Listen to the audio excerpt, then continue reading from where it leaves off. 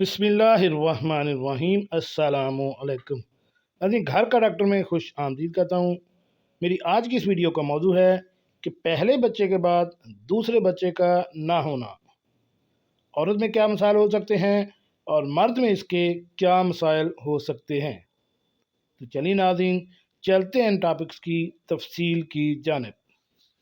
नाज़रीन, अक्सर ये देखा जाता है कि शादी के बाद एक बच्चे या बच्ची की पैदाइश होती है और इसके बाद औरत को हमल नहीं ठहरता, जिसके लिए घरेलू टोटके और मुख्तलिफ़ किस्म के इलाज करवाए जाते हैं, या ये इंतज़ार किया जाता है कि शायद इस महीने या अब हमल ठहर जाएगा, और इस बात को होते होते 2 साल, 4 साल, 5 साल और बाद औक़ात ज़्यादा अरसा भी गुजर जाता है।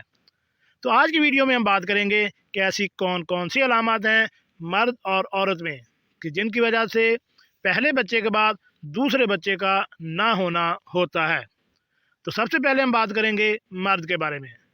पहले बच्चे के बाद दूसरे बच्चे का ना होना, जिसकी वजह मर्द में ये मसाइल भी हो सकते हैं।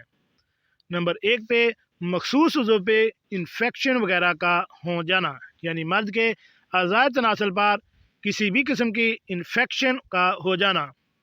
नंबर 2 पे है शुगर। इसके साथ साथ थायराइड के मसाइल, टीबी भी इसकी बड़ी वजह बन सकता है।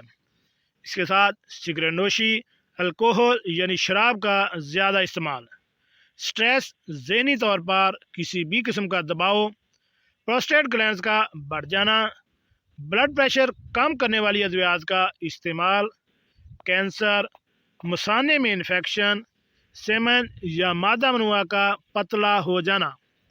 ऐसी 11 अलामात हैं।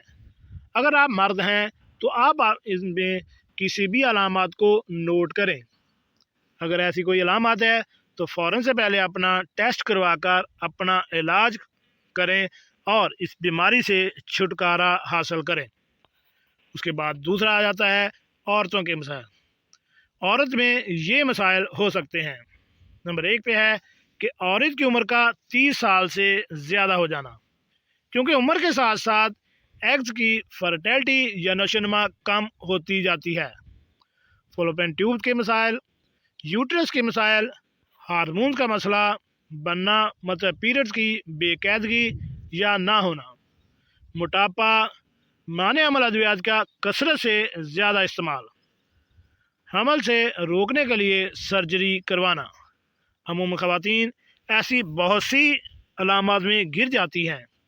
अगर आप भी ख़वातीन हैं और इन बीमारियों में गिरी हुई हैं तो फ़ौरन से अपना टेस्ट करवाएं और इस बीमारी को नोट करें और मखसूस इस अलामत को दूर करें, तो इंशाअल्लाह अल्लाह के हुक्म से आप दोबारा हामला होकर माँ बन सकती हैं।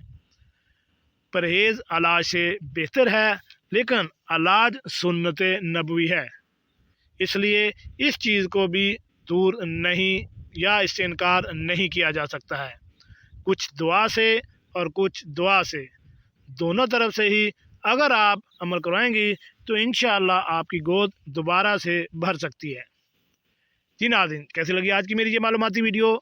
ऐसी मालूमाती वीडियो हासिल करने के लिए मेरे इस चैनल घर का डॉक्टर को